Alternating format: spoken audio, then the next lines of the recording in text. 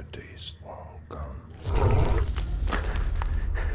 Before the end of civilization as we knew it. In a dying world. In long abandoned ruins. Relics await, well hidden from prying eyes. In our world, there is only radiation, cold, desolation, and death.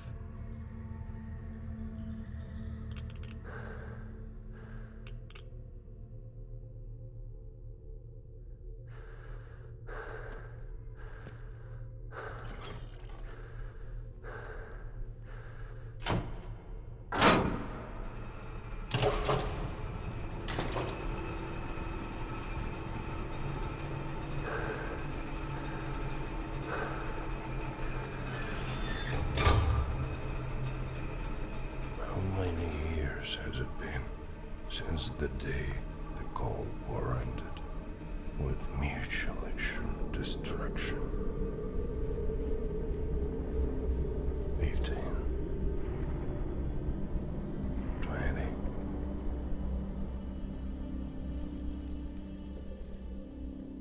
We are looking for a path that would lead our people out of the ruins.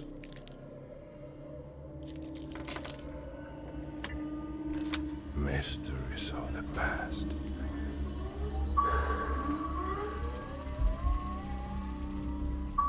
But sometimes we forget the old adage. In the wastes, nothing is what it seems.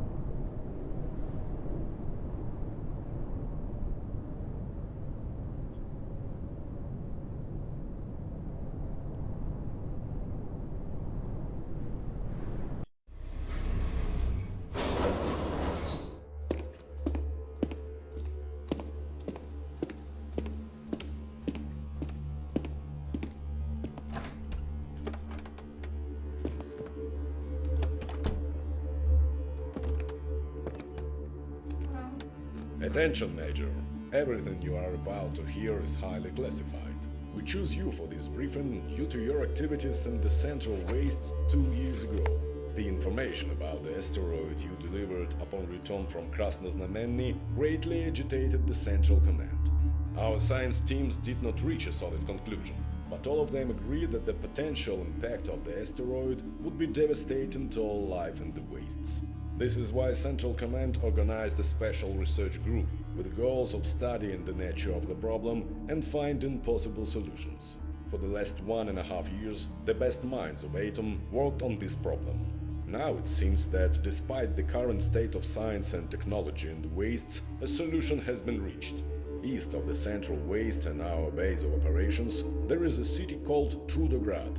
Once it was home to a special strategic manufacturing facility, the Inverter Factory, which was ran by a certain Professor Goryachev. As you know, Trudograd survived the war much better than most cities and towns of our motherland. Thus, it is possible that the facility still stands or even operates protected by the city walls. This facility is very important to our cause. Before the war, it was used to manufacture an experimental electromagnetic propulsion device, the RR-1 railgun. According to top-secret documents we uncovered during our research, this invention of Professor Goryachev was able to deliver special polymer-based projectiles straight into Earth's orbit, or even further into outer space at tremendous speeds. If this information can be trusted, this device might just happen to be humanity's sole chance at destroying the asteroid before impact. Your mission is to venture into Trudograd, find Professor Goryachev and scout out the inverter facility for any traces of the RR-1 railgun. If the propulsion device will be found, we will take it from there, securing and transporting it to HQ for further study and usage against the asteroid menace. Good luck, Major, and let there be Atom.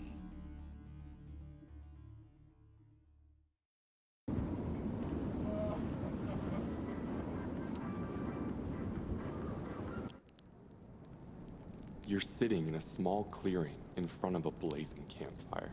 The autumn forest surrounds you, and it creaks peacefully in the dead of night. The air hangs heavy with the promise of snow and the beginning of winter. The fire crackles softly with the branches that you feed it, enchanted by the darting, dancing flames. Crackling wood and the hiss of boiling sap are the only sounds in your tiny campsite. With a sigh, you stretch your back and gaze over at your surprised guest. He's a short fellow, hunchbacked and raggedly dressed. He emerged from the tall trees about an hour ago and asked if he could warm his bones by the fire. Surprisingly, you disregarded your hard-earned knowledge of the wastes and agreed. Now he's sitting on the opposite side of the fire, his face hidden in the shadows of a hood. His silence is unnerving. You begin to regret allowing the stranger into your camp. Maybe saying something would help ease the tension?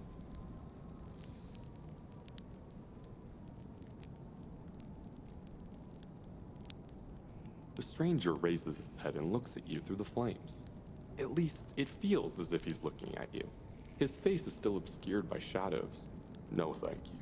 I'm not hungry," he says in a calm and surprisingly soothing voice.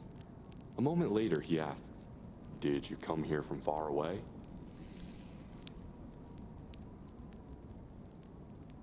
"As it does to us all."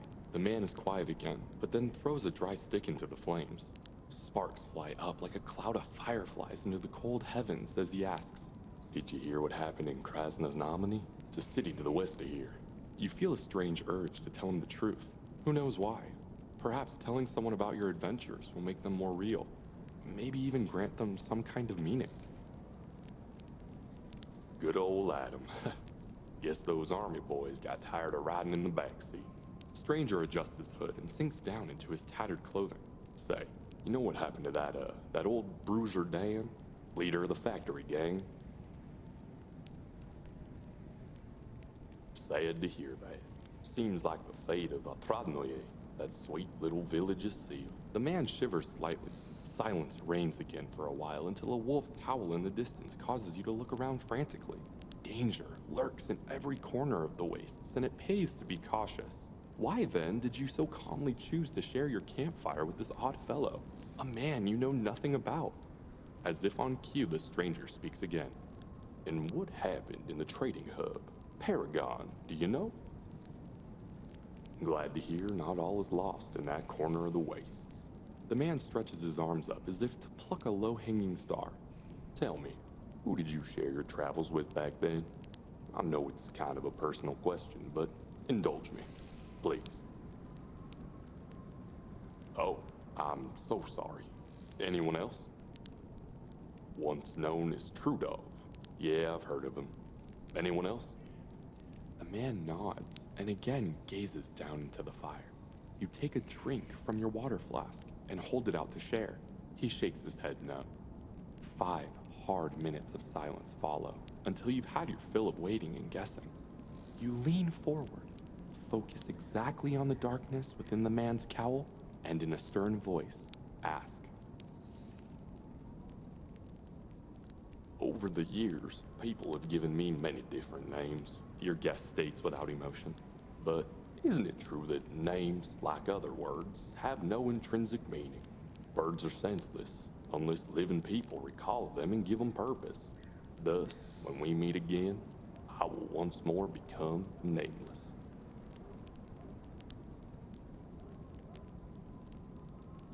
Of its own accord, your companion's hood slides limply away. But its absence reveals not a human head, but a glowing, undulating sphere of crimson fire. A deadly star. You yelp aloud, for a moment willing yourself to run, but already the night has vanished, dissolved in the haunting red glow. Never again shall you be able to hide from the invisible gaze of your nightmarish guest. That gaze is cruel and indifferent, and the lands it oversees are barren, burnt down to nothing but ashes and splinters of stone. You are so entranced by the endless landscape of utter obliteration that at first you do not notice how your own body has started burning. You are ablaze on the inside, like a bunch of cinders twisted into human form. And the wild, frigid winds scatter your ashes across the surface of the dead earth.